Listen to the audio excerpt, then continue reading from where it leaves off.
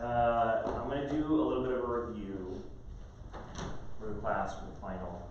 I went through and took the final myself, and so I have kind of a rough idea of kind of what it covers. I mean, obviously, if you memorize the book, right, like, you can nail it. But I'm hoping to give you a little bit more of a clear way to study here outside of just the quizzes.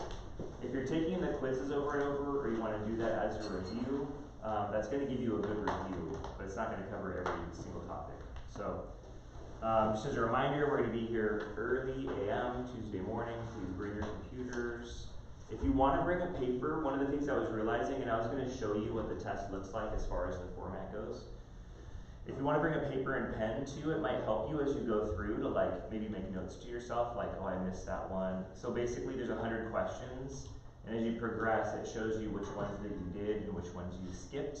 But maybe if you want to like go back and review for yourself, like you can jot down on number 12, like go back and reread that one or check that one later or something. So if you have your computer, for me, I would bring a paper and pen or pencil or something, just to jot notes while you're going. Just as a reminder, the exam, we're all going to be taking it together, but the questions are going to be jumbled. So like what's on your screen is not going to be on your neighbor's screen. Let's just switch that stuff up. Any questions about the final? I know I have an assignment that I did right in there. We have another assignment that's due this weekend that we did on Tuesday. That house structural pieces. So, do you get that done? Any other questions about? Yeah, this is our last class here. About the class, about grades, about the final. You guys are cool. All right. So, chapter 1 talks about agent duties and responsibilities. It talks about licensures, the different licenses there are.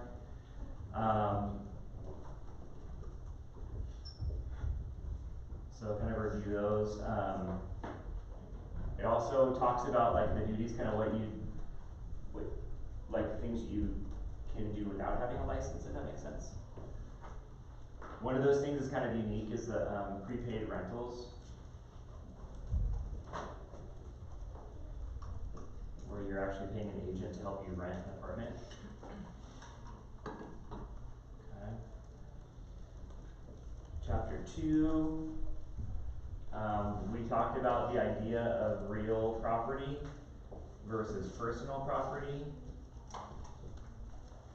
And the idea of real property is kind of grounded from the dirt up, right? So you're thinking about stuff that's on the dirt and it's attached to that dirt. So we've got the land, the dirt itself. The word fixtures comes up, right? So fixtures, if it's attached to that property, it's part of the real estate.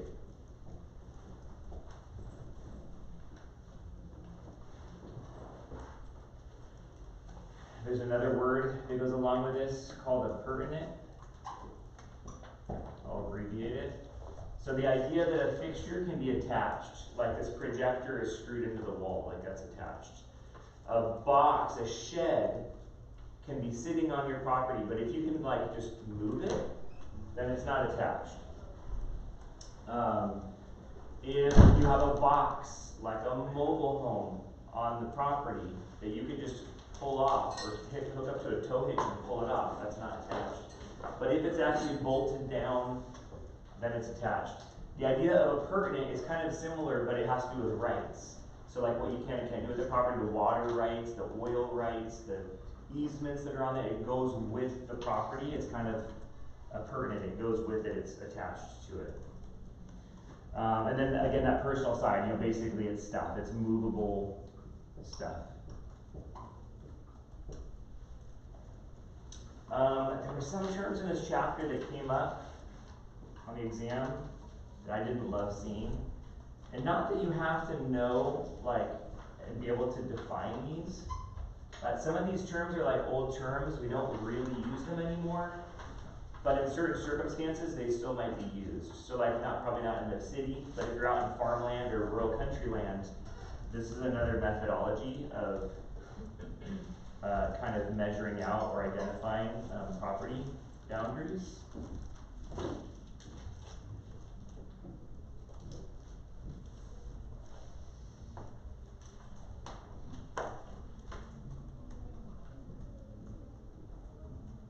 There was some stuff that came up about the recorder's office.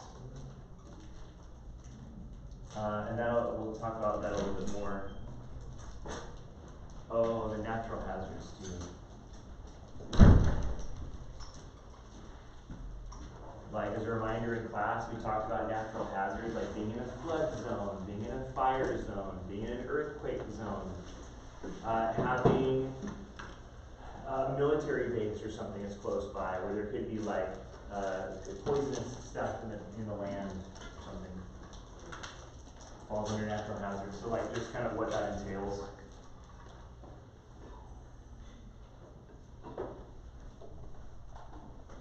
In chapter 3, we talked about different types of estates. And just the idea that an estate, that means an interest in real property. We talked about the freehold versus the less than freehold.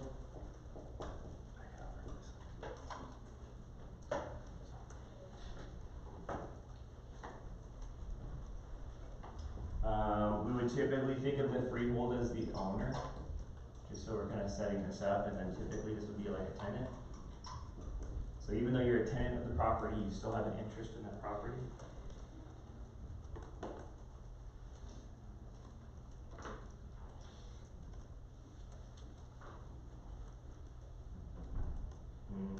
We talked about different ways to take ownership in this property. We talked about being yourself. We talked about being married. We talked about then the idea of partnership, which would be either a tenancy in common or a joint tenancy. We talked about the tenancy in common, kind of having this ability that like I could be 50% owner and somebody else could be 25% owner, and that could be cut up in all sorts of different types of fractions. But if I die, this 50% ownership goes to somebody else. It could be my spouse or my kids, and there could be stipulations that this ownership, basically my heirs or something gets that. Maybe we'd have to sell it after the fact. So this is a great example for somebody's grouping people together as an investment purchase. We're going to all go in together and buy the property together. The other type was the joint tenancy, where you actually have, that is not a peace sign, where you actually have, if there's 3 of us, we're at 1/3 owner. And think about this one, the example here is like the family cabin. There's 3 siblings and all 3 siblings have ownership. But we want to keep it in the family. So if one of those family members, one of those siblings dies, then the remaining survivors get the rest of that interest. So the term there is survivorship, the idea that whoever continues to live continues to own the property. It doesn't get passed on to somebody else. It stays in the family. We talked about to kind of protect all of these rights. Sorry, get over here. To protect these rights, we have things called a will. And the idea that that will is kind of like a wish. That even though you write in a will what you want to happen, that doesn't mean that that's what's going to happen. That if there's a will, we have something called probate happens after you die.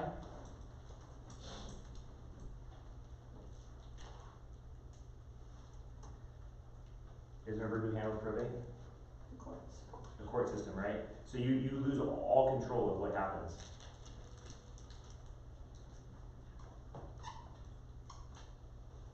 Another way, instead of a will, to actually define what happens is to write a trust. That trust actually is a living entity that survives after you die.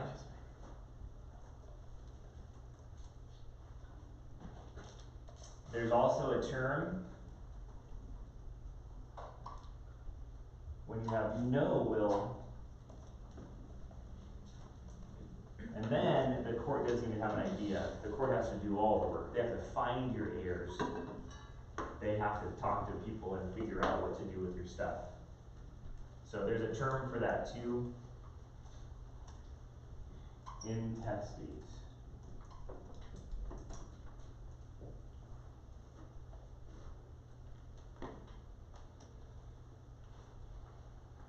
Alright, 2-4.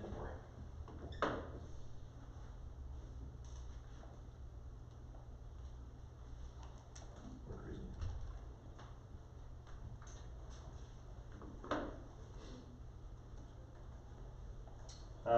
Which type of ownership do you have if you're married? Which type of ownership do you have if you're married? Community property, joint tenancy. Community property. So if you see that word community property, what you're immediately you're thinking married, right?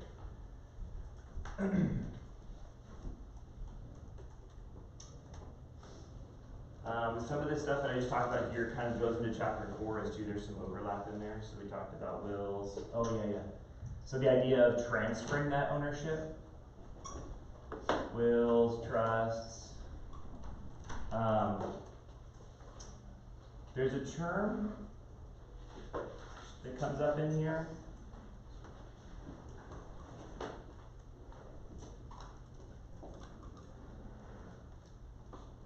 We didn't talk too much about this in class, but the idea that you can get property by will or trust, you can get property by these words, and the idea is that like natural things happen, like water as it flows through a river deposits dirt on one side and it takes dirt away from another side.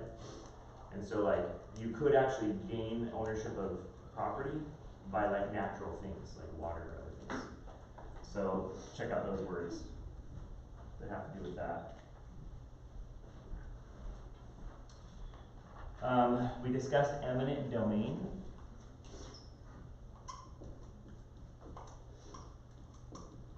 Which was, who benefits from eminent domain? Do you guys remember? The story of Public. yeah, so the public is gonna benefit, right? And so this eminent domain process is the government, we think about it as the government taking your property, but it has to have public use, and then you have to get paid. There's another one, and we talked about it more recently in a more recent chapter, but kind of like this is the government's ability to take your property. There's also the government's ability to control kind of what happens on your property. So these are two different ideas. And again, we talked about police power, I think just actually on a Tuesday. But, so the government can take your property, the government can kind of control what you do with your property. And this would be like zoning, kind of with construction or what can go on different land. We talked about deeds in this chapter. The big one is the grant deed.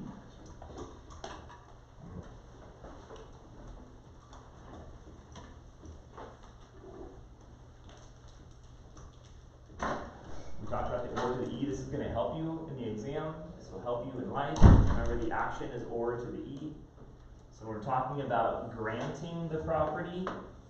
And we have the grantor granting the property to the grantee. We're talking about seller and buyer.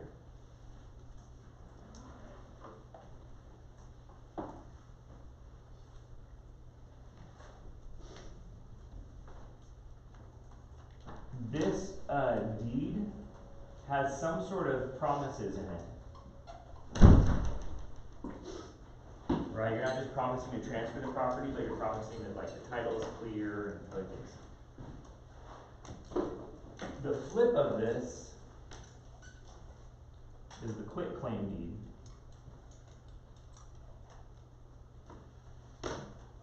The quitclaim deed is you're quitting your claim, you're actually removing yourself.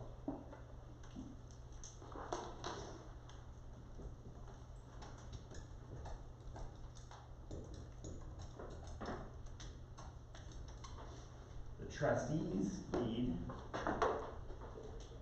has to do with the trustee granting the property back. So just yeah, these are like really just quick overviews of some of these different deeds. So you're transferring the property to another person, you're removing yourself from the deed, and this trustee, not the buyer, not the seller, not the bank, the trustee is a third party. Right, so this usually happens in the foreclosure process. Or if you're canceling the foreclosure process.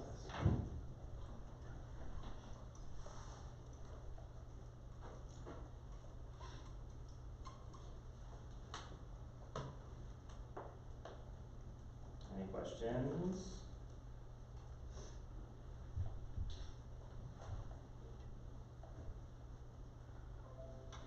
No?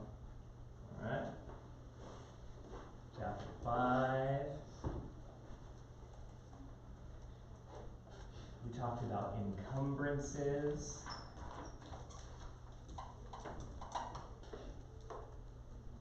Anyone else's interest in your property would be encumbered. One of those big ones is called liens. Somebody else has an interest in your property because you owe them money. Another one we talked about was mechanics liens.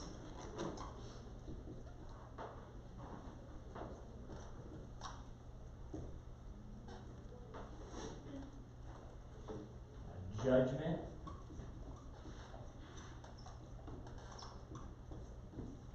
The court finds you guilty. Did I say anything there about taxes? We definitely saw easements.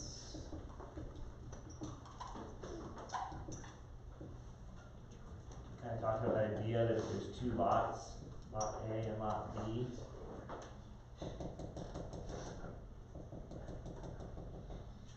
and this easement can exist to allow this owner to cross the other property, even though A does not own B, they have the right to use it. We talked about this easement being appurtenance to the property. It goes with that property, it's attached to the property, even though it's not a thing. And that usually this kind of thing only exists when it's necessary, right? Like this isn't just a fun thing, like, hey, I'm gonna go drive over your property because I want to. It's usually because you have to, you have this kind of locked in property.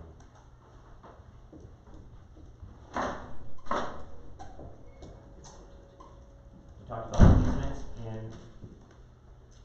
easement and gross. And this usually always involves a utility. So the power poles that are in the backyard of this property creates an easement there for the power company.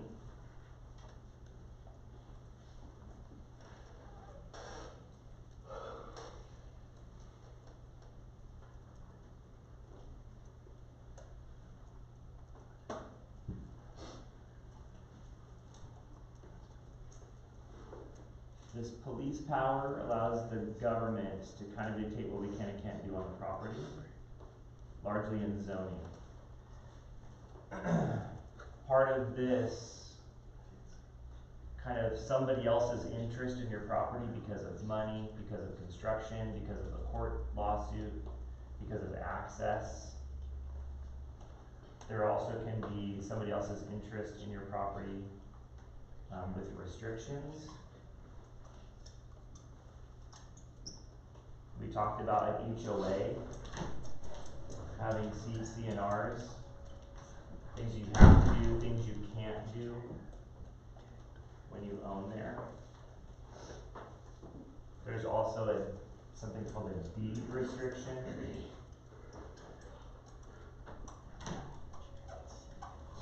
This is that idea that, like, I'm going to give my property to my nephew, but he has to promise to never drink alcohol. Sounds ridiculous, right? But that would be called a deed restriction. So if he in fact does drink alcohol, he would actually lose the interest of the property.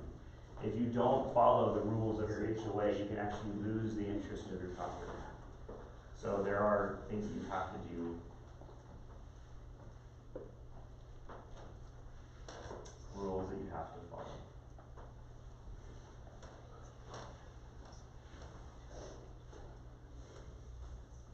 Chapter 6.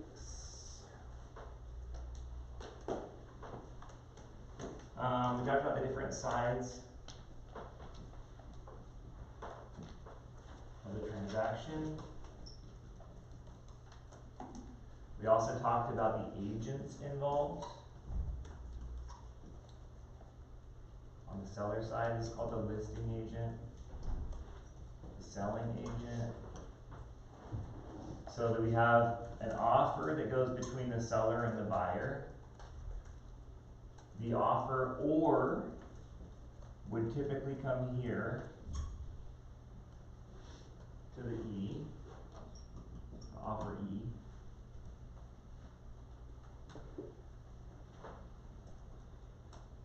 It is possible then for the seller though to counter offer. And so that means they're saying no, and then they're becoming the or. They're becoming the E. So again, this or the E thing, think of the action, what's happening in the transaction, and that will tell you who is who. We talked about the agreements that exist between these parties. The listing agreements, the buying agreements.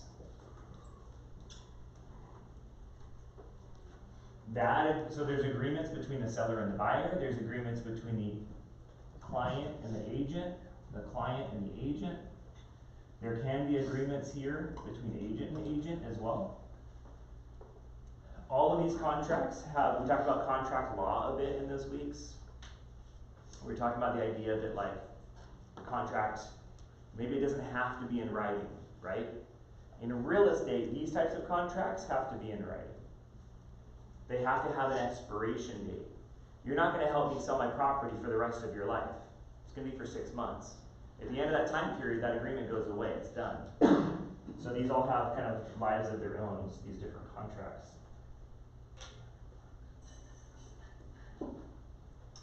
This was the exercise we did with Charlie Brown, right? Like, what's an agreement? So there's different types of words that can clarify that. An express agreement, very clear, usually in writing.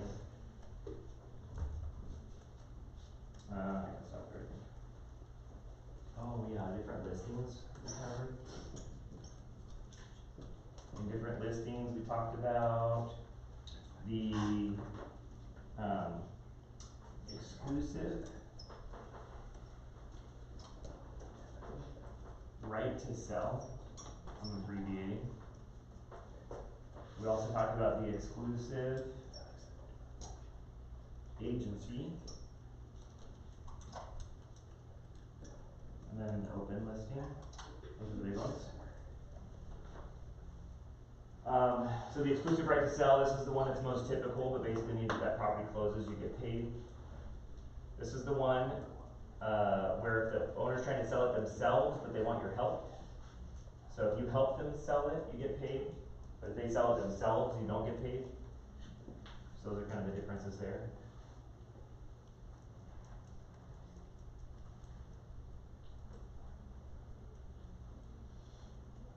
There's also some stuff about disclosures.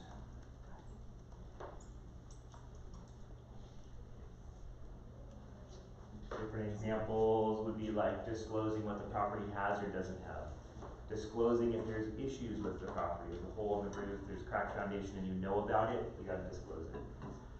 The transfer, the natural hazards, where was that at? Over here we talked about, has to be disclosed. Earthquakes, fires, flooding, what's normal there.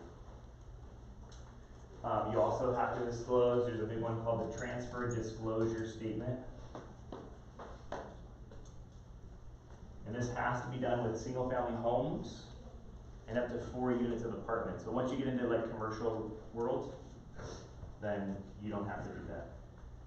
So some disclosures are specific to the type of property.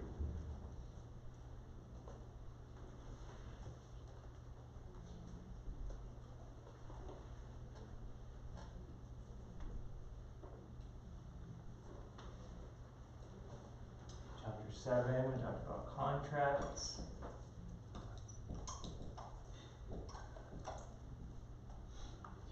We talked about unilateral versus bilateral contracts. Bilateral, two parties were both agreeing to do stuff. This is normal when we're talking about real estate. Unilateral contracts can happen.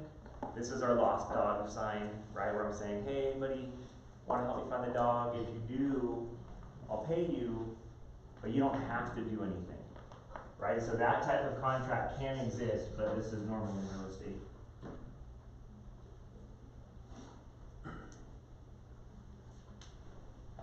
We talked about some of the requirements of contracts. Capacity was one of those.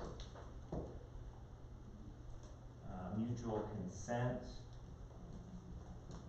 Usually 18. Mutual consent.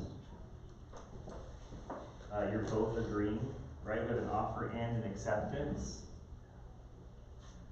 It has to be a legal object. There has to be consideration. And usually when we see this word consideration, we're talking about dollars.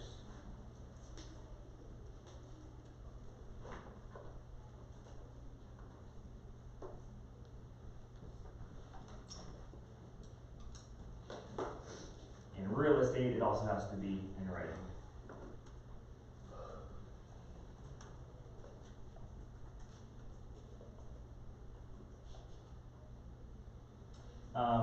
This contract does have, again, it has like a life, it does have an ending. And so when it's discharged, I'm thinking about when the contract is done, maybe that contract, actually, everybody did their thing, everybody walks away happy. Contract is over, everybody did what they said they were gonna do, everybody performed.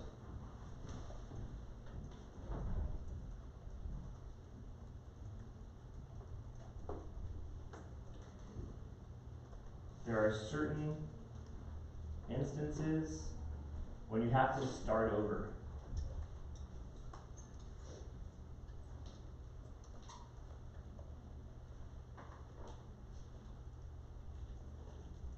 I'm trying to think of what. Oh, and then you can expire too.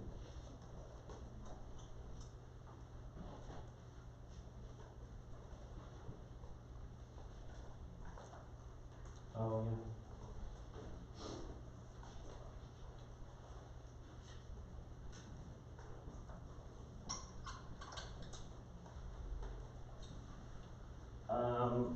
Happens a lot in the stock market, but also in real estate, there can be options. The idea is that you have the ability to do something. So let's agree now that in a month from now, I want to buy your car. I don't know if I want to buy it today, but give me a month. And if I want to buy your car in a month, I want to only pay you $10,000. We can agree to those terms today, even though I'm not buying your car today. But I have the option to buy your car in a month from now. So in real estate, you can actually do that, right? Like, I want to buy your property, maybe, let's agree to the terms now, but then I'll let you know in the next month if I actually want to buy it.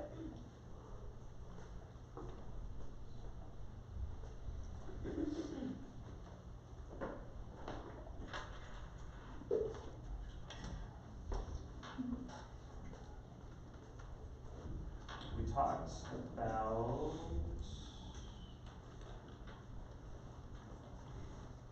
I'll bring that up in the taxation chapter. Alright, chapter 8. Oh, this is a big chapter. I'm going to come back over on this side. Are you guys cool over here? Those of you guys came in late?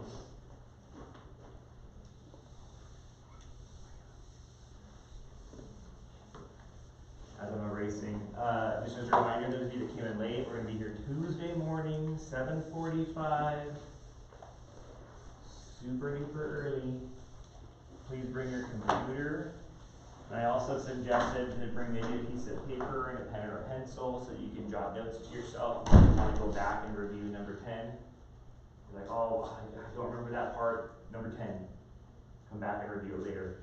Before we go today, I'll show you kind of what the test looks like so you can kind of see the formatting.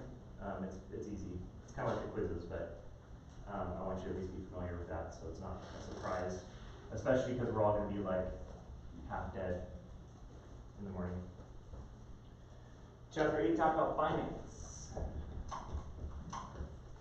We talked about the primary market, talked about the secondary market. We talked about these being new loans, these being existing loans bought and sold. We talked about investors that send their money into the secondary market. Some of these organizations are government backed. Fannie Mae, Freddie Mac, Ginnie Mae.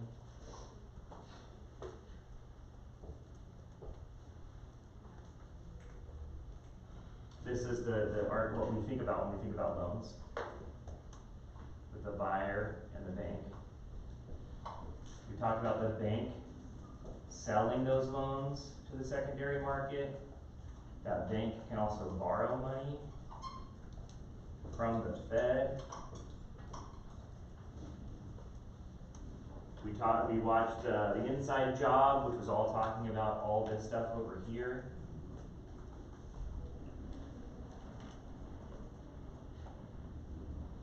We talked about the promissory note, your promise to repay. Not just real estate, obviously, your student loans, some of you, congratulations, you're almost done. I actually just heard somebody recently, and then Trump's made an announcement too, side note, that since 2020, since the pandemic, the government halted basically all requirements for student loans. So some people haven't been paying on their student loans for 5 years. Now the government's saying, hey, we can't do that anymore. Like, you gotta start paying your debt off again. So when you guys are jumping into the real world of debt repayment, like, you gotta start paying. One of the benefits though of this is that in your student loans, you can actually base that payment on your income. It's called income driven repayment. So look into your options when you're having it. Don't definitely, like Joe said when he was in here, don't miss payments. It's gonna mess you up early on. In real estate, you can't do that. What you promise in day one, you're gonna have for the next 30 years. But you have a little bit of flexibility with your student loans. Let's see there. Oh, foreclosure. Yeah, so in foreclosures, some of what you can and can't do with foreclosure has to do with the type of deed that you have.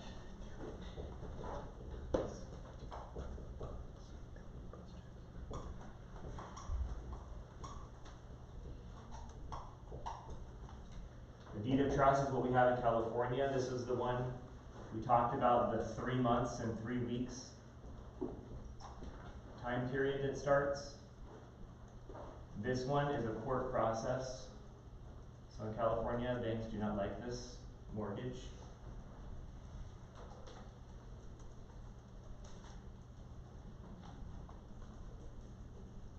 Oh, one of the other things that they don't like about the mortgage is there's actually a reinstatement period. So even after you lose your property, you could potentially get it back for a year worth of time. Banks don't want that. They want to be able to take your property and go resell it. So our deed of trust has no rights. Once that property is done and transferred, you don't own it anymore, you're done.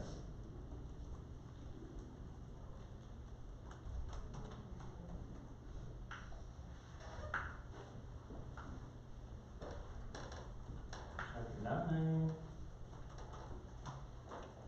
There's overlap. We spent like 2+ weeks on finance, on loans and stuff. Chapter 9, there's a lot of overlap, but it talks a little more specifically about government-backed loans. So just refreshing yourself on some of those, big products that are government backed.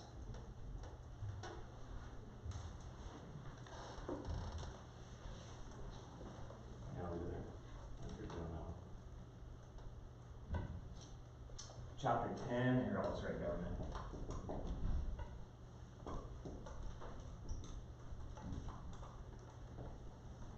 If you have anybody in your family that has served in the military, some of these benefits can actually carry over to kids. I met an adult student the other day in IBC, and they were talking about their education benefit that they get as a veteran. But he was actually able to do some extra work or some sort of thing, and he was passing on some of that benefit to his kid. So there might be other things here, programs, just side note, like if you have service members in your family, like look into government stuff for veterans. I just recently heard about USAA, it's like a credit union kind of, but just for service members. I'm gonna try to get my dad signed up. Cause I heard they have good insurance rates. Chapter 10, talked about escrow. The escrow process.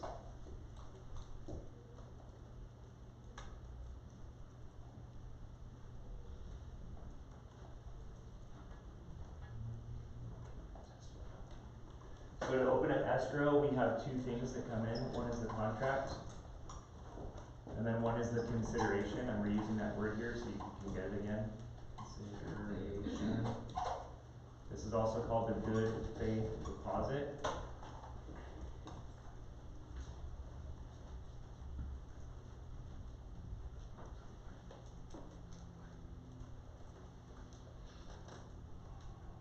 We also talked about some stuff in this chapter about title insurance, but I don't remember seeing anything on the exam about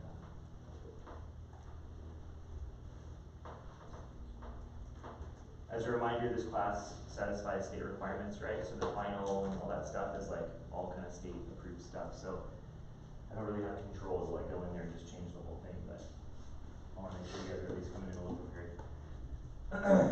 We're good on the right side? Everybody cool there?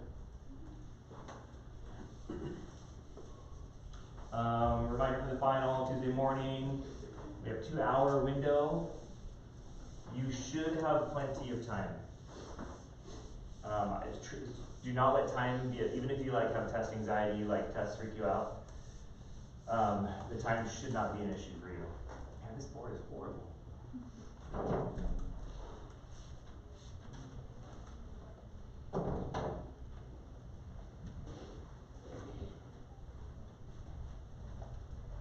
Alright, chapter 11.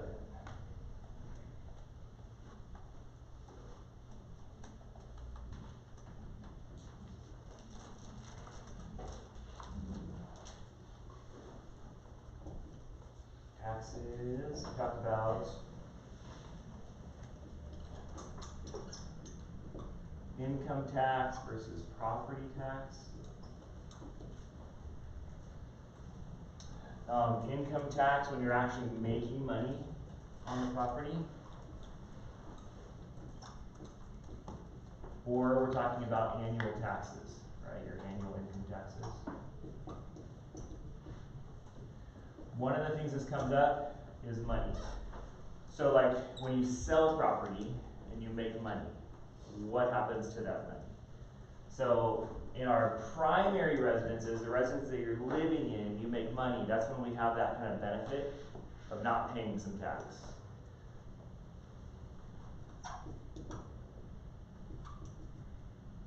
That was the 250,000, 500,000 if you're married. That's your primary. If it's an investment, the only way to defer tax, you'll have to pay it at some point. You'll see this word exchange come up. It's called a 1031 exchange, but exchange. So there's a difference on your income taxes based on the property type. Primary residence, you live in it, versus your investment property. Property taxes is a different thing. Property taxes you will pay forever, no matter who owns it, how much you owe on it, how much it's worth, you're gonna pay property tax.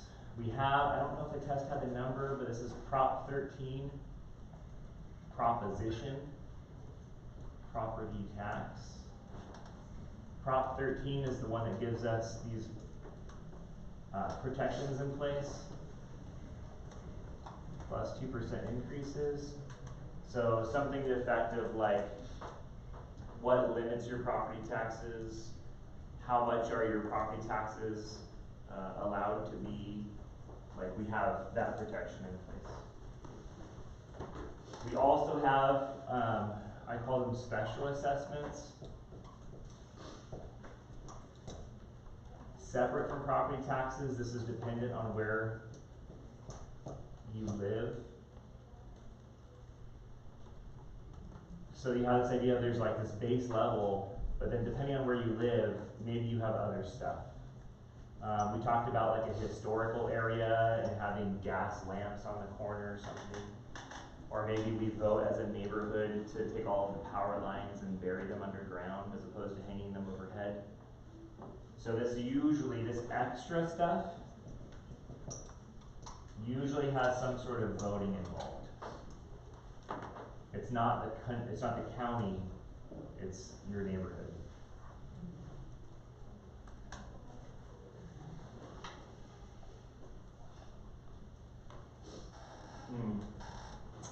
Our property tax, not income tax, our property tax.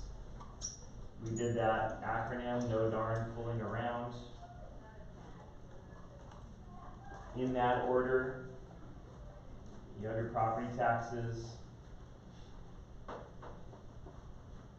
I'll do it again. November, December, February, April. This is our first installment. This is our second installment. The first, the 10th, the first, the 10th. Due, late, due, late. So our first installment of property taxes are late on December 10th. So if you do it in that order, again, remember no darn fooling around. It gives you that first and second breakdown of those payments. Chapter 12. Talked about landlord and tenant. I erased it, but it was over there. This is really focusing on that less than freehold estate. Again, we think of this as being your tenant rights, or your tenant occupancy of the unit. This one, you might see a term referring to the lease. And again, we have that or to the E, or less or to the less E, less or being the owner, less E being the tenant. We talked about this agreement being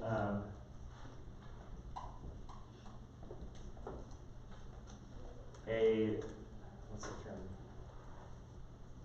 Leasing year? I can't think of the term right now. But this word years, you'll see like the length of this agreement. If you see that word years, does not mean multiple years. It means a fixed period of time. It could be 6 months, but at 6 months it has an end date. This is still called years. To contrast that, we have a month-to-month agreement. The month-to-month, you can change the terms, you can cancel the agreement. It's like an ongoing basis.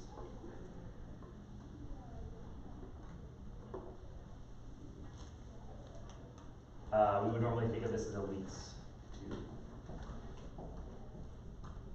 Right, a fixed period of time.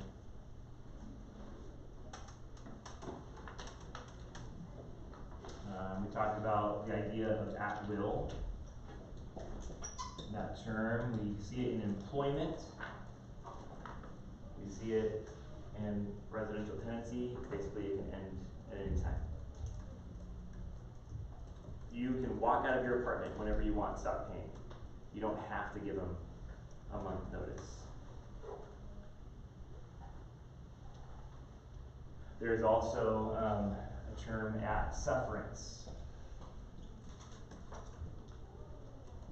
So check out kind of that idea of those different types of tenancies. At sufferance, you see that word suffer means that somebody's being harmed. It's usually the owner of the property. A big thing that came up in here is the eviction process. And then also discrimination stuff.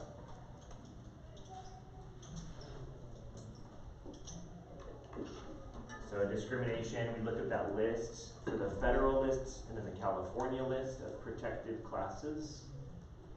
Those protected classes,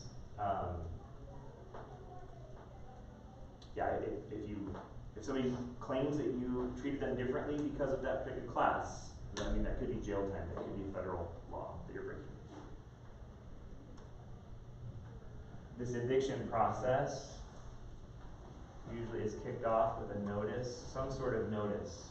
Foreclosure, eviction, there's required legal processes that have to be filed.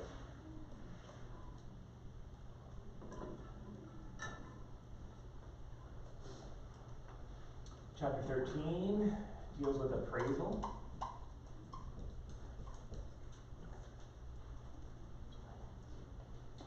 There, we talked about value and what creates value.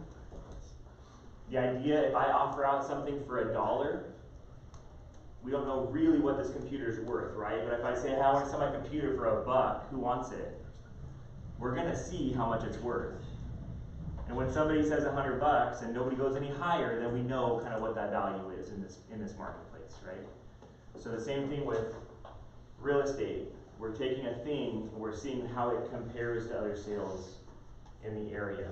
And those factors of value was the acronym DUST: desirability, utility, scarcity, demand and supply, and can it transfer, transferability.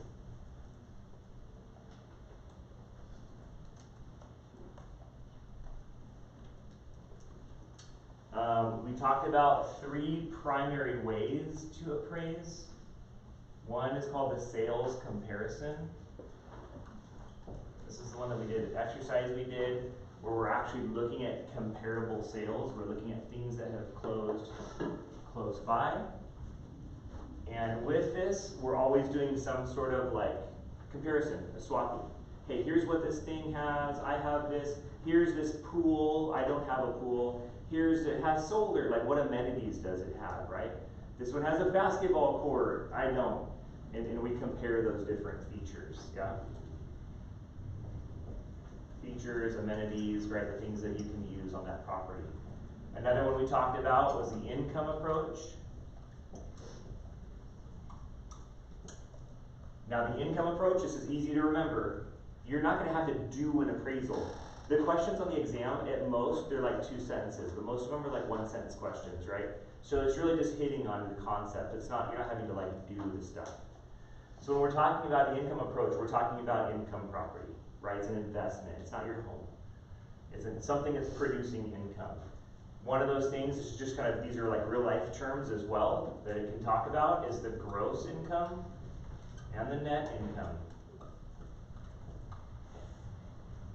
Now when you're talking about your net income, that's like your real money, right? Like how much money do you have in your bank account, right? So we look at that number and we go, oh, that's like really accurate. What am I actually making at the end of the month? This is the money that I have to spend. Much more accurate, right? But there's a lot of factors. How many times did I go out to eat? You know, like my rent went up, like those things can change, right? So there's a lot of factors to do that math.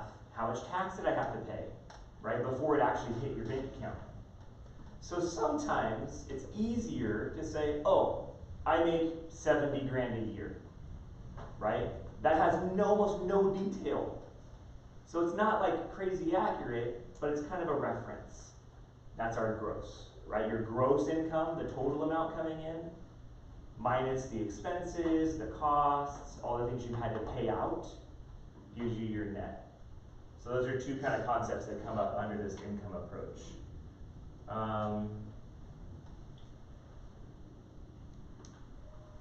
We also talked about the cost approach. I'm trying to remember. I don't think I saw one of those questions, so I'll just write it down for reference. But just so you recognize, okay, these are the three big ones. Sales comparison, this is the vast majority of them. This is our homes. We're comparing these features, just using income. And this one we talked about being for new property. I don't remember seeing a question on there though for that.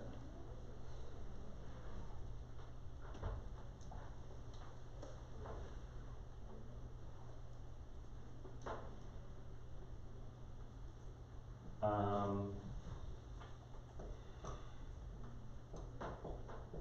feel like I'm saying all these same words, but in different ways. Features, amenities, that we're comparing, we're substituting, right? We're looking at all these different things. But just to recognize some of those words.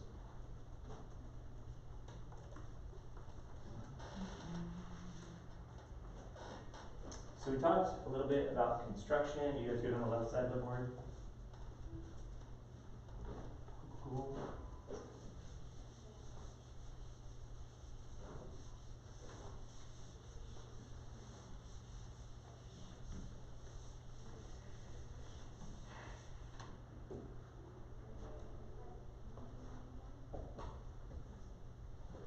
In construction stuff, we talked about some different types of plans. We talked about that overhead view, site plan. We talked about the elevation as looking at the side of it.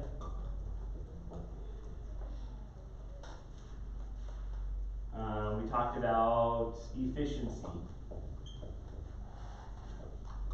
The efficiency of insulation. We talked about the R value. The resistance to heat. We talked about HVAC. And that one was called the Sears.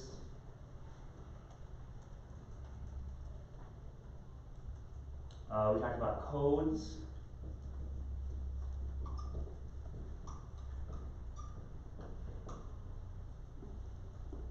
Those minimum things you have to do, where the wood goes, the sides of the boards, all of that creates a minimum safety.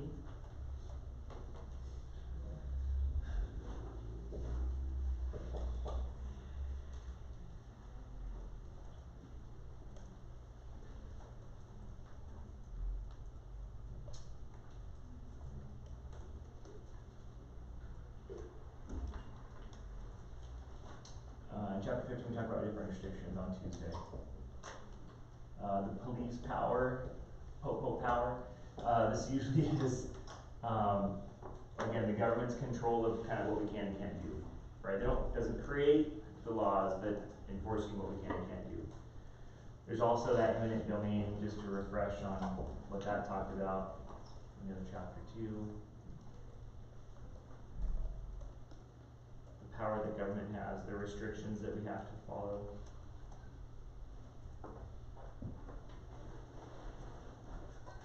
A big one that comes up in this area is also fair housing. So the idea is being fair, right? So when we're thinking about discrimination, we're talking about being fair. Doesn't matter what your beliefs are, what color you are, how tall you are, if you have kids or not, if you're married or not, what jobs you have. We're going to treat everybody the same. That's the idea behind fair housing. And then some of those laws, cover discrimination. Discrimination in housing, and then also discrimination in lending.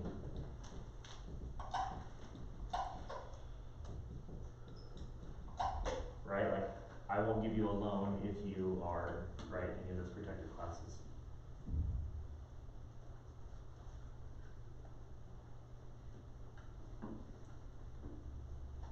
Alright.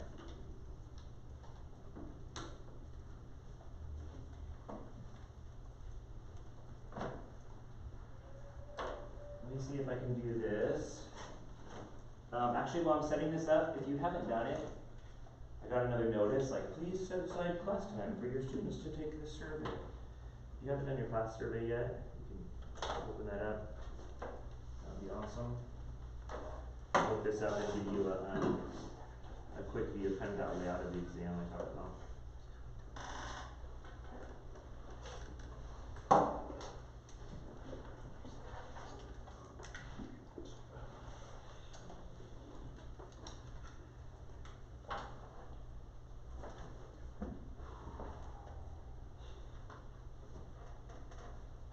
Are we good here on notes?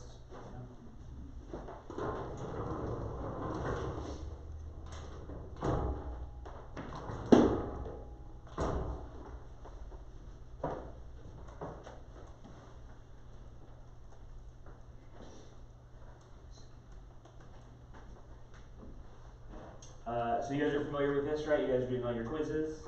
So when we come in Tuesday morning, 7:45 a.m., we only have that 2-hour window to be in class. I think another class comes in after that to take another exam, so we're somewhat limited. If it's open, I mean, I don't mind you guys hanging out a little bit later if somebody's not like knocking on the door to get in. But the test is timed, so we do have, I think it's 2 hours and 15 minutes. But again, I do not stress about time. You should have plenty of time to take it. The up here on when you go to chapters. Oh shoot! Here, let me log in real quick. Sorry.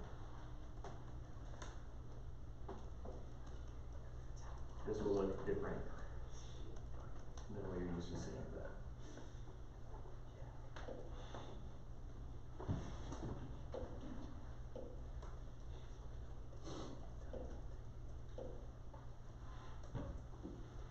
all right, this should look familiar. So up here in the chapters, if you click on that, it takes you to the whole menu page. Down here is final exam.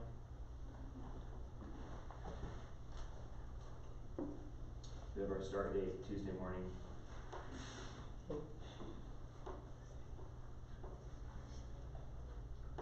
So I was messing in here earlier, so I'm clicking resume, but it would say like start test, right? So as you're going through, it kind of keeps this block open the whole time. There's a really small indicator that kind of shows you what question you're on. It's kind of hard to see. But when you skip a question, it stays black. Or actually it was great earlier, which is interesting. But when you click it and you click save answer, it turns orange. Is this similar to your quizzes? Super similar? Okay, cool. This company does a good job of this being consistent. So this is what I was saying. If you have a piece of paper and a pencil, right, you can come back to this and go, oh, I want to double check 17. I want to come back and review 17, right? So, showing you one of the questions. So you can see the questions. It's already up. So they're not meant to be confused. I mean, sometimes they'll be confused. If you don't know the answer, it's going to be confusing, right? But reading, it's not meant to be confusing like in its nature, right? They're just pretty simple questions that go through. So that's kind of it. You're clicking through, and just as a reiteration, I know you're used to it with quizzes, but make sure you're saving your answers, and then when you're done, you're clicking finished. So not too difficult, not too crazy. Any questions on this?